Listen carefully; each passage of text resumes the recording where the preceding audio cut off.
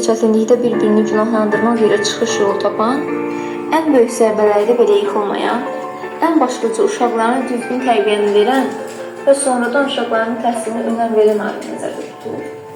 Mənim fikrimcə, müasir dövrümüzdə belə ailələr tapmaq çox çətin olur. Çünki ailənin möhkəmliyi ana və atadan çox asılıdır. Ailə başçıları nə qədər savadlı və tərbiyəli, nə qədər dünya görmüş olarsa, ailə bir o qədər sağlam olar və ailədə sağlam düşüncəli fərdlər yetişir.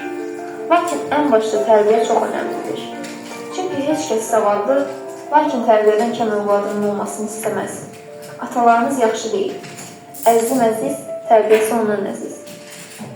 Təbii ki, savad da çox lazım namələrdən biridir.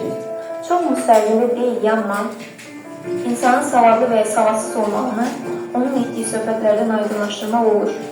Ona görə təhsilinizə, savadınıza önəm verin. Hacı Zeynalabdin Tağıyevin gözəl bir sözü var ki, bir oğlana təhsil verməklə təhsilli bir insan qazanırsın.